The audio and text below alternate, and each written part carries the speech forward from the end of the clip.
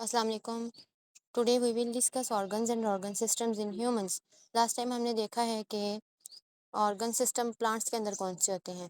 आज हम देखेंगे ह्यूमंस के अंदर, इंसान की जिस्म के अंदर कौन कौन से ऑर्गन्स होते हैं और ऑर्गन सिस्टम कौन से होते हैं।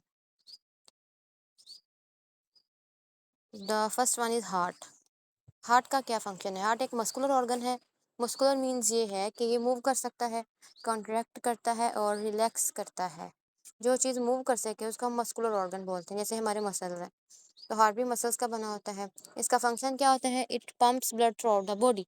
थ्रू आउट द बॉडी, पूरे जिस्म में इसने क्या करना है? खून को पंप करना होता है। खून को पंप करना क्यों ज़रूरी है? अब दो चीज़ें हैं इसके अंदर। Number one is oxygen.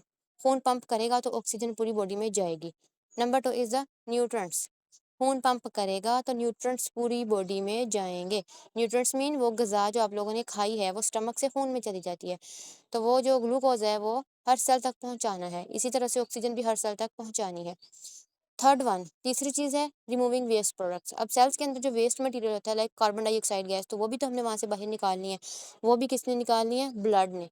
जब ब्लड वहाँ पे ऑक्सीजन और न्यूट्रिएंट्स देने के लिए जाएगा तो आते हुए वहाँ से वेस्ट प्रोडक्ट इकट्ठा करके ले आएगा ताकि उसको बाहर बॉडी से निकाला जा सके।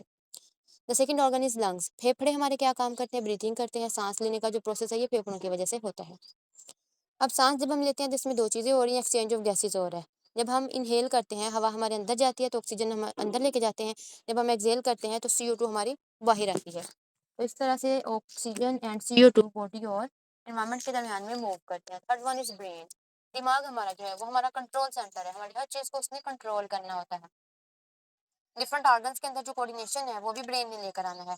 For example thinking and decision making. इससे एग्जांपल मैं देती हूँ, जैसे कि आप लोग लिख रहे होते हैं कुछ, तो उस वक्त क्या है कि आपका मसल्स मूव कर रहे हैं, आपका हाथ मूव कर रहा होता है, आपका ब्रेन पीछे सोच रहा होता है कि अब मैंने क्या लिखना है। तो ये एक कोऑर्डिनेटेड प्रोसेस है जिसमें जिसम का अंदर रब्त होता है, हम आहंगी होती है। थिंकिंग के प्रोसेस में हम सोच भी रहे होते हैं, फिर हम फैसला कर रहे होते हैं। तो ये सारा एक कोऑर्डिनेटेड प्रोसेस है, ये ब्रेन की वजह से पॉसिबल होता है। The fourth organ is liver, जिगर। जिगर हमारा क्या काम करता है? एक वाइटल, बहुत सारे इसके वाइटल फंक्शन है। वाइटल का मतलब है बहुत जरूरी।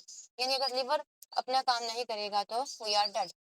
First one is filtering blood. खून का जो बुनियादी काम होता है, लिवर का जो बुनियादी काम होता है वो है खून को फिल्टर करना। हमारे ब्लड में बहुत सारे टॉक्सिक केमिकल्स होते हैं, जहरीली चीजें शामिल हो जाती हैं, हमारे खुराक में कुछ चीजें ऐसी चली जाती हैं, तो लिवर ने उसको रिमूव करना होता है। Second one is producing bile. Liver एक जूस बनाता है जिसको हम बाइल कहते हैं। तो ये क्या करता है? ये जो बाइल होता है ये फैट्स को डाइजेस्ट करने में हेल्प करता है। यानी अगर आपने पराठा खाया है तो उसको हजम करने के लिए लिवर से बाइल आएगा तो आपका पराठा हजम होगा। यानी कि ऑयली चीजें जो हम खाते हैं ना, वो बाइल हमारा जो हजम करता है। And then storing glucose. उसके बाद जब हमने खाना खाया वो यूज हो जाता है ATP में, लेकिन अगर एक्स्ट्रा खा लिया हमने तो वो जो है वो स्टोर कर लिया जाता है बॉडी के अंदर। किस जगह पे स्टोर होगा? लिवर के अंदर। एक्स्ट्रा ग्लूकोज जो है वो बॉडी स्टोर करती है लिवर के अंदर। Fifth one is the kidney. गुर्दे हमारे क्या काम करते हैं? It is responsible for filtering the waste products from the blood. अब जो है ब्लड में से वेस्ट प्रोडक्ट्स को फिल्टर करते हैं किडनीज। किडनीज के अंदर खून को फिल्टर किया जाता है और खून के अंदर एक्स्ट्रा वाटर, एक्स्ट्रा नमकियात, ये सारा कुछ निकाला जाता है और फिर उसका यूरिन बना दिया जाता है। तो यूरिन के थ्रू तमाम वेस्ट मटेरियल बॉडी से बाहर निकाल दिए जाते हैं। Six one is stomach. हमारा मैदा क्या काम करता है? मैदा भी एक मस्कुलर ऑर्गन है, क्योंकि मैदा भी मूव करता है। जब खुराक इसमें चली जाती है तो ये कॉन्ट्रैक्ट करता है, रिलैक्स करता है ताकि खाना हजम हो सके। ये खाने को ग्राइंड करता है, ब्रेक डाउन करता है। साथ में ये कुछ एंजाइम्स यूज करता है। यानी एक तो ये ग्राइंडिंग की वजह से उसको हजम कर रहा है, दूसरा साथ में कुछ एंजाइम भी डाल रहा है इसके अंदर। एंजाइम आपको पता है कि ऐसी चीजें होती हैं जो केमिकल रिएक्शन को स्पीड अप करती हैं।